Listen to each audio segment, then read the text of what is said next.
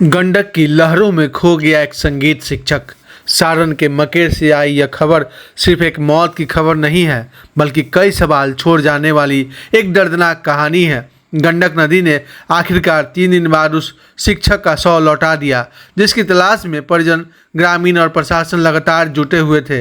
NDRF की team ने बुधवार को वैशाली के लालगंज क्षेत्र के पास नदी से शव बरामद किया। मृतक की पहचान भेल्दी थाना क्षेत्र के शोभेपुर गांव निवासी शेखर सुमन के रूप में हुई है, जो कोरिया खैरा उच्च विद्यालय माध्यमिक विद्यालय के संगीत शिक्षक थे। कहते हैं कि संगीत जीवन में सुर भरता है, लेकिन इस शिक्षक के जीवन में ऐसा कौन सा दर्द था जिसे उन्होंने मौत की ओर धकेल दिया? यह सवाल अब भी अनुत्तरित है। 25 अगस्त की शाम शेखर सुमन अपने विद्यालय से लौटने के बाद गारखा में फिजियोथेरेपी कराने गए थे। सब कुछ सामान्य लग रहा था। इलाज के बाद उन्होंने अपने चालक विकास कुमार को बसंतपुर कटसा में उतार दिया। इसके बाद वह अकेले अपनी गाड़ी लेकर रेवा घाट पुल पहुंचे। वहां से उन्होंने गंडक नदी में छलांग लगा दी। एक तरफ परिवार की उम्मीद थी कि शायद वह मिल जाए, शायद कोई चमत्कार हो जाए। दूसरी तरफ नदी की तेज धाराएं थी, जो हर गुजरते दिन के बाद साथ उम्मीदों को कमज़ोर करती जा रही थी। स्थानीय पुलिस और एनडीआरएफ की टीम लगातार खोज अभियान चला रही थी। आखिरकार तीसरे दिन नदी ने उनका शव वैशाली के लालगंज क्षेत्र में पहुंचा दिया। अब गांव में मातम पसरा है। जिस शिक्षक की पहचान बच्चों को सुर और संगीत सिखाने से थी, आज उनकी अंतिम यात्रा की तैयारी हो रही है। परिजनों का रो रो का बुरा हाल है और पूरे इलाके में शोक की लहर है। लेकिन इस घटना के साथ एक बड़ा सवाल भी खड़ा होता है, क्या हम अपने आसपास के लोगों के दर्द को पहचान पा रहे हैं? अक्सर मुस्कुराते चेहरे अपने भीतर गहरे संघर्ष छिपाए रहते हैं। शेखर सुमन की मौत भी शायद समाज को यही संदेश दे रही है कि मानसिक और भावनात्मक परेशानियों को समझना और समय रहते सहारा देना कितना जरूरी है। गंडक नदी ने एक शिक्षक का शव तो लौटा दिया, लेकिन उनके जाने की वजह और उनके मन का दर्द शायद हमेशा एक रहस्य बनकर रह जाएगा। वहाँ छलांग लगा लिया, ऐसा एक बतलाया।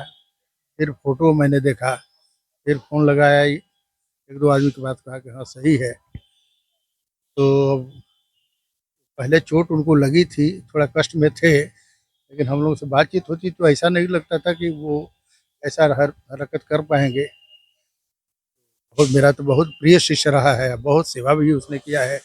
और ये हाँ, बच बचपन से सीखा है। और इतना सुंदर स्वभाव, इतना हंसमुख स्वभाव, इतना कर्मठी लड़का, सेवादार, क्या कहें। अब तो बहुत अफसोस हो रहा है कि हम लोग के सामने ही हम लोग का छात्र ऐसा हो गया। क्या बताऊं, मन बहुत व्यथित है, बहुत दुखद मन है।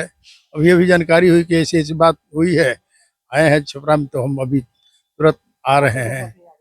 हाँ, तुरंत हम सोचे कि जरा सा वहाँ शरीक हो जाना बहुत जरूरी है।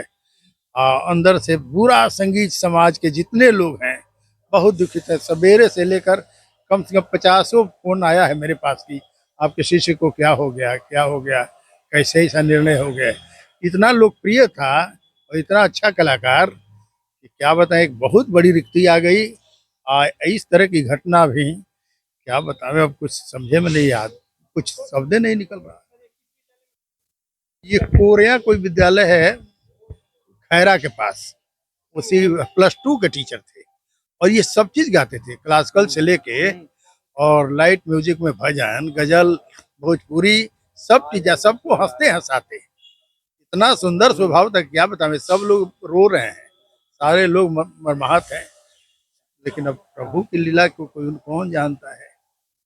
अब वहाँ सब ऐसा निर्णय कैसे वो ले लिया, कैसे क्या हो गया कि कौन सी बात इसको दिल में चुभ गई। चाचा, मेरा नाम है राम प्रकाश मिश्र, रेडियो कलाकार हूँ और राजपूत स्कूल में पहले टीचर थे। उसी समय से हमारा पुराना छात्र।